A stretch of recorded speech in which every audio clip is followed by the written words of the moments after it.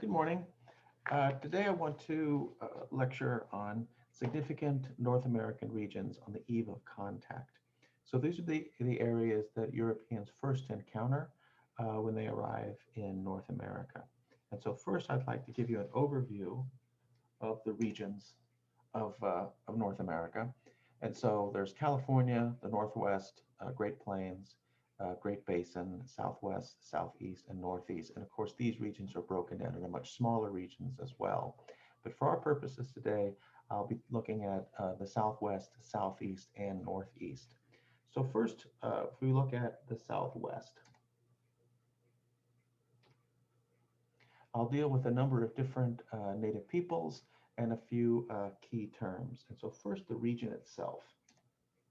So the map that you're looking at now, this is essentially what today would be Arizona and New Mexico. And then to the west would be California, to the east, Texas, to the north, Utah and Colorado, and to the south, the nation of Mexico. This region receives 20 inches or less rainfall a year. And in fact, right now it's going through one of the worst droughts that the West has not seen in decades. But since the end of the Ice Age, native peoples who have lived in this region have had to deal with periodic episodes of drought. Now, many of these people are farming people that live in this region, such as the Pimas and Papagos. They're also known as the Odam, and two different versions of that people. Of the Pimas and Papago, they have a council of adult men who make the political decisions based on consensus, which ruled their settlements. And consensus decision making, which is one of those key terms, is different than what we're more familiar with when it comes to majority rule. Majority rule is essentially 50% plus one. With consensus decision making, everyone has to basically agree, and then that policy will then be implemented by the tribe. So whether that has to deal with war, with peace, with trade, everyone has to agree, and a decision is not made until everyone agrees. Like many native peoples, they had to choose a headman. And a headman is something in between a, a, a very supreme ruler and then strictly no ruler at all, just simply having a democratic decision making, collective decision making like that. So a headman was chosen. Sometimes the headman was chosen from a lineage. And sometimes the position was actually inherited, and other times, depending on the tribe that we're dealing with in the part of North America, the headman could just simply be elected from among several different candidates. Now, a headman would be very important for certain organizing tasks. And organizing tasks in particular would be irrigation. So if you're living in the Southwest and you want to have farming, you have to be able to irrigate. And so this goes back for a very long period of time. So if we look to an earlier era, before this region, before this time period, there's several different groups of people, the Hohokam, the Mogollon, and the Anasazi, also known as the ancient Pueblo people. So these were some of the first civilizations in this region. So this predates contact by 1,000 years or more. But these folks were very good at being able to irrigate their farmland, and then the people who descended from these uh, people in particular will maintain that irrigation system for their farming. Just briefly going back to that headman point, the headman could not order anyone to do anything. The headman could only rule by example. So if he wanted something done, he just simply had to start doing it and persuade people to help him do that. But it was usually in the collective interests of the tribe for a variety of these different tasks the headman was charged with, such as irrigation and these kinds of projects. And some of these projects could be quite vast. But the headman has no coercive power. He just simply has to persuade people to follow his rule. So there's also the Pueblo people. Well, the Pueblo people, such as I said before, they descend from the ancient Pueblo people, also known as the Anasazi, who occupied the Four Corners region of what is today North America, Utah, Colorado, Arizona, and New Mexico. And so they descend from these folks, and these people had some extensive uh, uh, ways of adapting themselves to the land. And so, for example, this is in the Four Corners region, and the ancient Pueblo people would build their cities in these alcove regions. And this is Cliff Palace. And I would also highly encourage anyone who hasn't been to this region. It's a national park. If you want to go to Mesa Verde, that's where you could take a tour of these with a park ranger would take a group of people and take you through these ruins. And Just to put up that map again, so you would remember where this is. So we're dealing with the Four Corners region, and there's Mesa Verde in the southwest corner of Colorado. And also, you can see the map where it locates Durango, which is also a really cool town if you want to spend some time in Durango. Anyway, so they would build their cities in these alcoves in Mesa Verde in particular, and they were very smart in terms of how they adapted to the environment.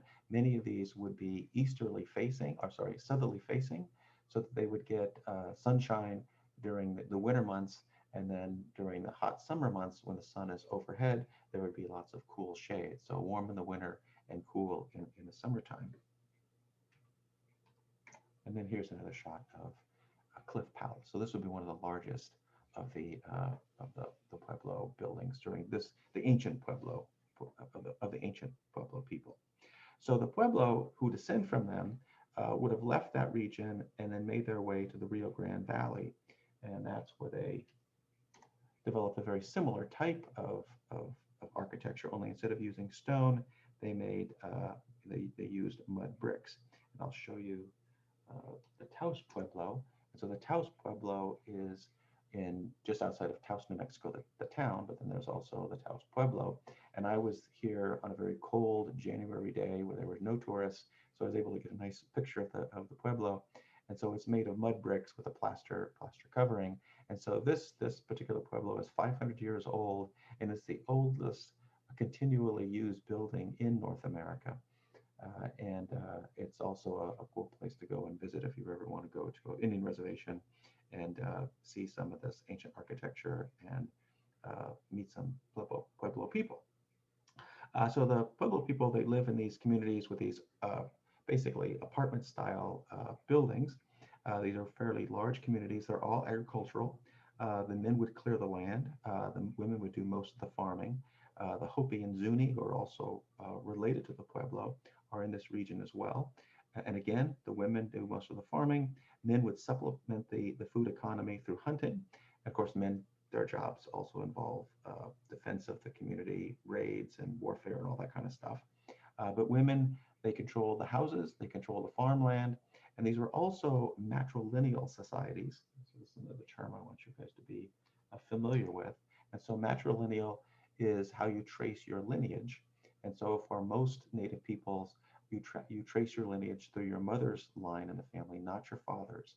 So with Europeans, it's a patrilineal society, so they do the opposite. They trace their lineage through their fathers.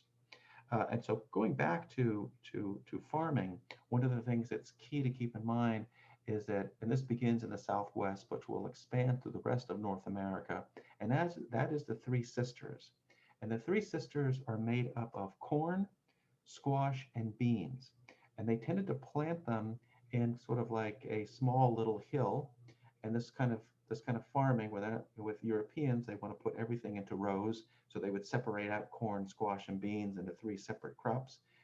Native peoples and all Native peoples farm the same way. So this type of farming would make its way out to the southeast and to the northeast over the course of hundreds of years, but it originates here. So anyway, you plant your corn, and your corn, of course, grows in a stalk, and then you plant your beans, which then would grow up that stalk, and then you would plant squash, and maybe some of you are not squash eaters, but you're all familiar, I'm sure, with pumpkin, but that's what I'm talking about. And so the squash plants have these very large leaves that would help keep weeds down and also keep moisture in the soil. And together, these three foods have a very high protein rate, also lots of vitamin C, and a good number of carbohydrates. So it became like a base diet. And so many of these people, such as the Pueblo folks and other native peoples, and since women are doing most of that farming, they would contribute sometimes 60 to 70% of what people would be eating, and then it would be supplemented by wild game, and then also gathering of different types of nuts and berries and other kinds of foods along those lines. All these people also made pottery, and I have some examples of that. These are of the Pueblo, and so they'd make pottery, they'd make baskets, and some of them were quite ornate. And to this very day, native peoples in the Southwest are still expert potters, and so that might be something that you would encounter if you went to the Southwest. There's plenty of opportunities to purchase that kind of pottery from traders and actually the native peoples themselves. And just off that point, in Santa Fe itself, which is the capital of present-day New Mexico, on the plaza in the center of the city, native peoples basically have to participate in a lottery where they're able to have an afternoon to sell their wares. And so you can buy directly from the artisan himself or herself, whether it's jewelry or pottery or other kinds of items that they make at the reservation, and then sell to tourists. Now, all three of these people, like I said, the women do the farming, and this is a matrilineal society, but they also have a Kiva-based religion, and the Pueblo will probably be the most significant when it comes to that. And so I don't have a contemporary view of a Kiva because those are sacred areas that Native peoples do not want to share with the, except in very special circumstances for non-Indian peoples.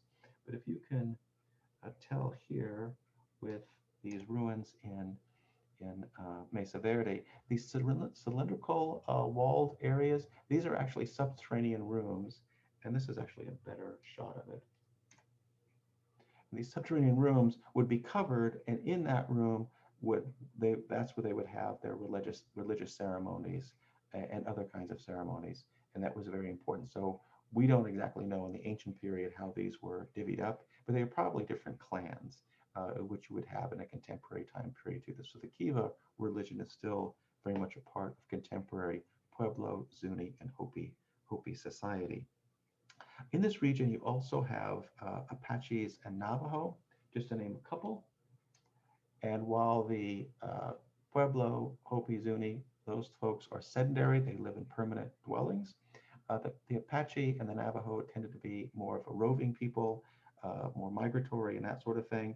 The Navajo would eventually adopt a lot of Spanish ways, particularly in sheep herding. The Apache would maintain a mobile existence, and once they got access to the horse, they became very potent mounted warriors, and they would raid the pueblos for food, for women, for slaves, a variety of activities along those lines. In fact, the Apache will be the last people to be suppressed militarily by the federal government, and that'll happen in the 1880s. The other region that I want to discuss with you today would be the Southeast. So unlike the Southwest, the Southeast is a region that experiences heavy rainfall. And so here's the region that I'll be dealing with, the Southeast.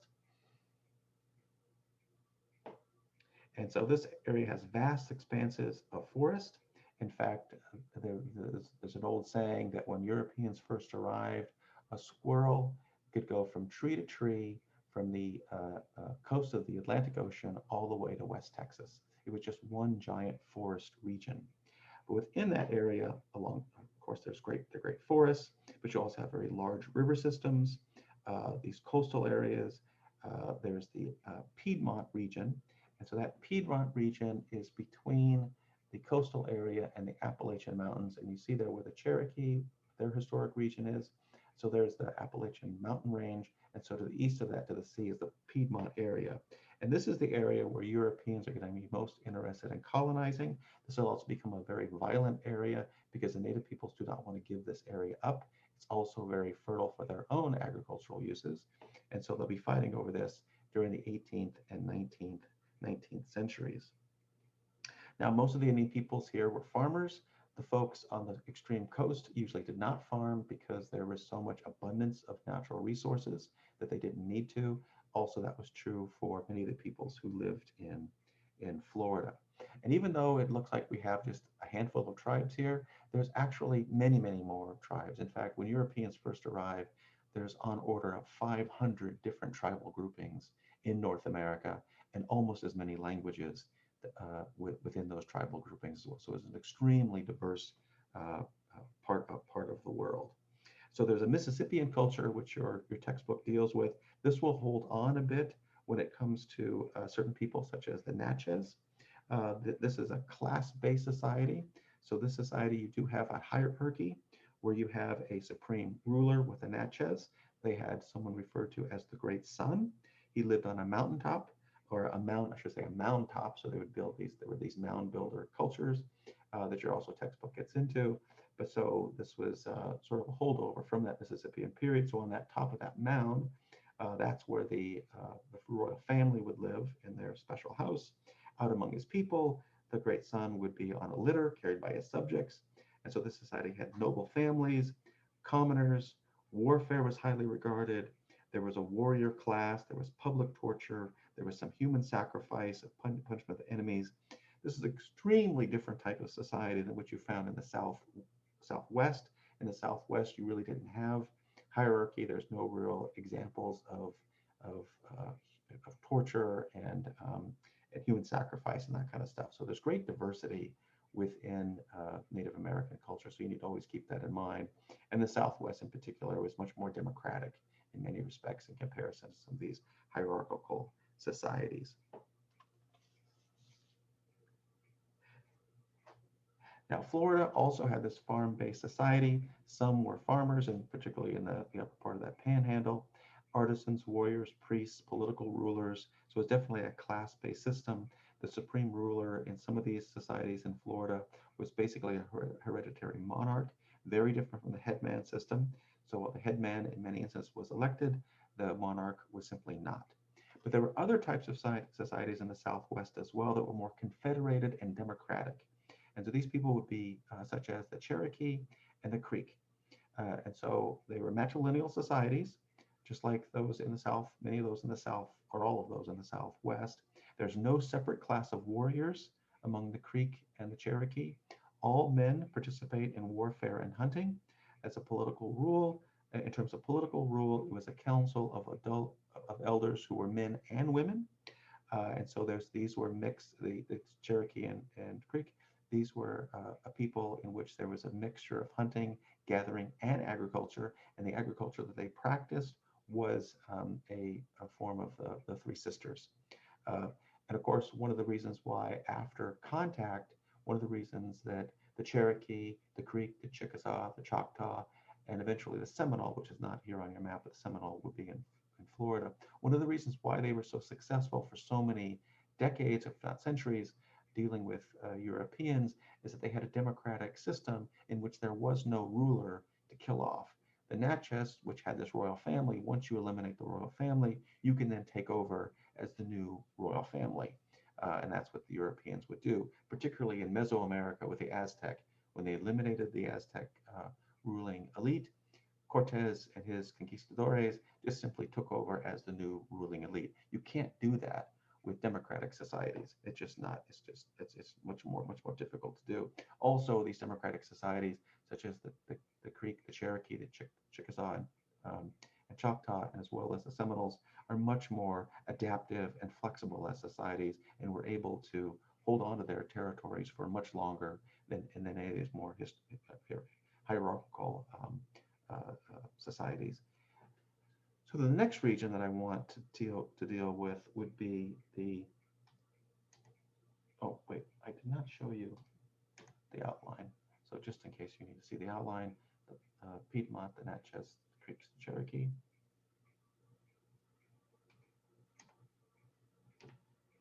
And then we deal with the Northeast. And before I'll try to remember to stick with the outline here, come back to it. Let me just show you the map really quick. And I apologize for the coloring here. You see this area around the St. Lawrence River, the Mohawk, the Oneida, etc. These would be the Iroquois Confederation, and they're made up of five different tribes: Mohawk, Oneida, Cayugas, Senecas, and the Onondagas. If I'm pronouncing that correctly. And so the Europeans would refer to these as the League of the Iroquois, and they also had their own name for that, but it was a confederation. So this region is very different than other regions of the country in the sense that the landscape has lots of woodlands, coastal area, Piedmont, plains, mountain ranges, many rivers, large lakes, large valleys. Many of the people here farmed, though it really does depend on where you are. If you get farther to the north, you simply can't grow corn because the growing season is too short, and so they'd be hunters and gatherers exclusively. But the Iroquois in particular, and many of the Algonquin tribes around them were Algonquin speaking language tribes around them that surround this area, such as the Kickapoo, the Miami, the Delaware, Powhatan, etc. They're also farming communities too. A lot of this deals with a large population, and that creates conflict over resources and territory, and so they would go into battles over that sort of thing. There is a element of the Iroquois Confederation that makes them, I wouldn't say completely unique, but very distinctive as a people in comparison to other Native Americans, and definitely unique in comparison to the Europeans they would encounter. And that would be a league that was formed based on the legend of Hiawatha. And so Hiawatha, he was a uh, he was a Mohawk, and he led a movement to unite the different tribes of the Iroquois Confederacy. So it's either 1400, maybe 1450. We're not really sure. It was before contact with Europeans. But Hiawatha was this chief who had lost several family members in warfare, and he was greatly bereaved by having lost these relatives, and wandered off into the wilderness alone, just in deep grief. There's various versions of the story, so I'm just going to give you the one that I have here, but there's several different ones. The end result is the same, but how he gets there is a little bit different.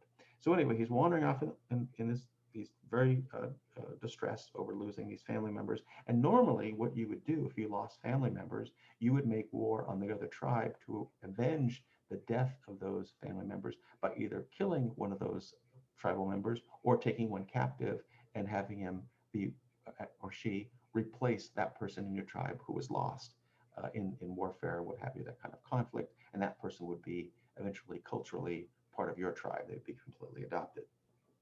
So anyway, instead of getting these blood feuds and these kind of raids and that sort of thing, he met this supernatural creature that gave him a new way of dealing with these kinds of conflicts. And so this supernatural creature appointed Hiawatha as his agent in the world to help revitalize Iroquois society and stop the problem of tribal violence.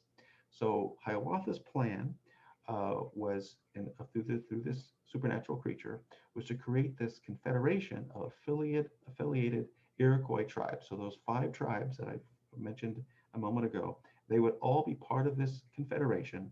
Any blood feuds would be eliminated. So there was a forbidden to have any kind of revenge killing. So all satisfaction would have to be brought to the bereaved through ritualized condolence ceremonies. And there was a council of 50 chiefs drawn from these 5 different tribes, and they would then make decisions based upon their deliberations. And so they would basically solve any of these kinds of issues in terms of conflict and other types of conflict, but also would make decisions that would be beneficial for the entire Iroquois Confederation. And again, they would use consensus as the decision-making process. So they would all 50 chiefs would have to agree.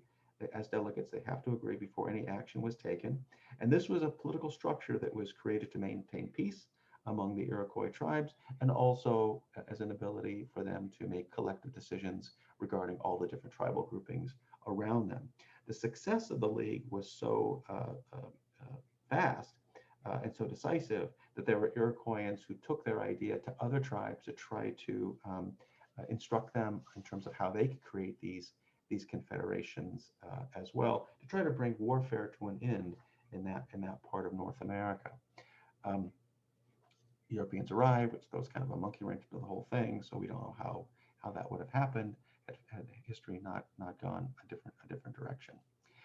In terms of Iroquois society itself, so the longhouse becomes an extremely important part of Iroquoian society. So in the village, Iroquois was also matrilineal in terms of how they trace their mother's line. So women had a great deal of importance within in the community. And so and the longhouse was controlled by the women. And so, for example, a typical Iroquois family was composed of the old woman, the matriarch, her husband, her daughters, and their husbands, plus their children, and any unmarried granddaughters and grandsons. So when a man married, he went to live in his wife's mother's home or longhouse. So if you were to marry, you would leave your longhouse and go to your wife's mother or grandmother's longhouse. So women had a good deal of social power in this world. Divorce was a woman's prerogative. It was very simple. If she wanted to end her relationship with a man, she simply put his belongings outside the longhouse and the relationship was over. He essentially basically had to go back to his grandmother's house. Women had a good deal of social power. They also had political and economic power. For example, the clan mothers, they would choose the representatives to the league. So they would essentially choose who the chiefs were going to be, who would represent them in the league of the Confederation. Women could unseat or dehorn one of these representatives if they went against the will of the women. So women did have some political power, which is completely unlike anything Europeans would have experienced outside of maybe a queen or two. Women really had no political role in European society. Women were also primarily the agriculturalists, so they would supply anywhere from 60 to 70% of the diet. Men hunted, fished, defended the community, also led military operations. Child rearing was extremely different than with Europeans. Among the Iroquois, they celebrated the individual who was morally self-directed. So they would raise their children to practice individual autonomy, to be morally self-directed, to be independent, and to a certain degree aloof. Although they definitely wanted loyalty to the tribe and to follow tribal traditions and that sort of thing, but they didn't want people to be subservient. They weren't interested in creating subservient men or women. Again, very different than a European society, which is much more hierarchical. Respect for authority was encouraged among children, but it was not something that was forced upon them. They wanted their children to be independent but loyal. They did not want submissiveness to authority. They thought that was a bad thing. The parents among all the Iroquois tribal members did not beat their children. This is something very different than Europeans, particularly Puritans. The English Puritans would basically beat their children as a way to save their soul. This is something against bad behavior, that sort of thing. So this is something that Native peoples found incredibly barbaric, that you would actually beat your child. Sexuality was also something expected to be expressed by children once they hit puberty. They don't really have a sense of adolescence. Once you're in that stage of life, you're a man or a woman. It's actually not that much different than Europeans. You're also a man or a woman, but the Iroquois and many other native peoples were much more modern, I guess, as we would say it, when it comes to sexuality of young people. There was no hierarchy in Iroquoian society except through merit. So you could rise up in terms of being a significant person in your community based on merit. There's no private property. You have individual possessions, but not to any great degree. So the accumulation of wealth was not in the interest, was something that Iroquois people were interested in. There was no rich, there was no poor in Iroquoian society. If adults broke the rules in society, they had to repent and purify themselves. If they didn't, they were banished. They had no jails. Let me just go back to okay, I think I covered all of that. Okay, that was today's lecture. I hope you guys have a good rest of your day.